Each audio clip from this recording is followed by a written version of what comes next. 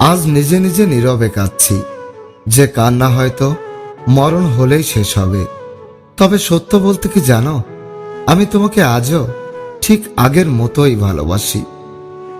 আসলে ভালোবাসাটা কখনো দামি হয় না, দামি হয় ভালোবাসার মানুষটি। ভদ্রতা সবার কাছে আশা করবেন না, কারণ সবাই এই দামি জিনিসটার মালিক হয় না। একে অপরের প্রতি বিশ্বাস রেখে দুই পরিবারকে মানিয়ে বিয়ে করার নামই হচ্ছে ভালোবাসার সার্থকতা। পুরুষ মানুষ নাকি বিয়ের পরেও ছাত্র থাকে, মা ভাবে বউ শিখিয়েছে আর বউ ভাবে মা শিখিয়েছে।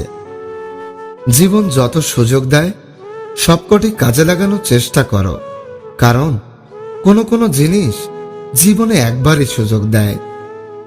পৃথিবীতে সুখী বা ভালো থাকার বিষয়টি ক্ষণস্থায়ী, এটাকে আপনি চাইলেও ধরে রাখতে পারবেন না। কারো সম্পর্কে কিছু বলার আগে সত্য জানার চেষ্টা করো, কারণ অনুমান করে কথা বলা সবসময় সত্য নাও হতে পারে।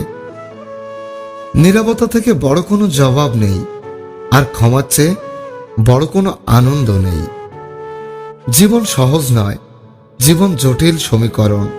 পাওয়া না পাওয়া, দুঃখ, হতাশা সব মেনে নিয়ে আমাদের বাঁচতে হয়। পৃথিবীতে কোনো কিছুই চিরস্থায়ী নয়, এমনকি আপনার কষ্টটাও নয়। আর কষ্ট একা আসে না, কষ্টের পেছন পেছন সুখটাও কিন্তু আসে।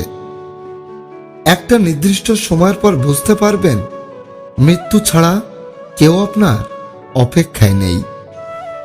আমাদের মিষ্টি স্বপ্নগুলো খুন হয়ে যায় শুধু ভুল মানুষের পাল্লায় পড়ে।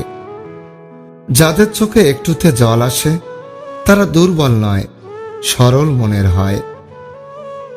আমরা মানুষকে বেশি দাম দিতে গিয়ে সবসময় নিজের দামটাই কমিয়ে ফেলি। একটা কথা কি জানো, অতিরিক্ত ভালোবাসা একদিন মানুষকে অতিরিক্ত কাঁদায়। তুমি তার জন্য কাঁদো, কারণ তুমি তাকে এখনো ভালোবাসো।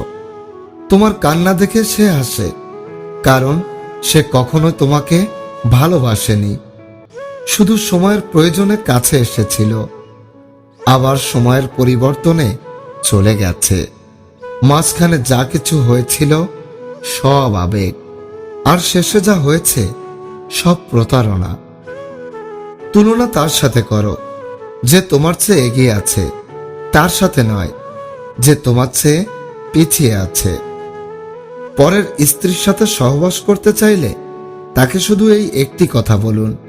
কথাটি হলো, দেখুন, আমি একজন নির্লজ্জ আর বেহায়া পুরুষ।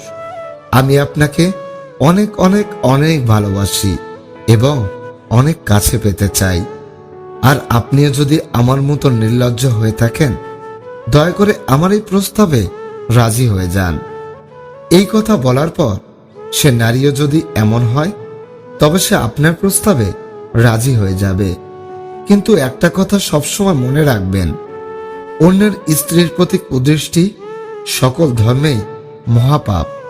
তাই এইসব কর্মকাণ্ড থেকে সবসময় দূরে থাকুন। আজকের ভিডিওটি আপনাদের ভালো লেগে থাকলে অবশ্যই একটা লাইক করবেন এবং এমন সব ভিডিও পাওয়ার জন্য আমাদের চ্যানেলটি সাবস্ক্রাইব করে আমাদের সাথেই থাকুন।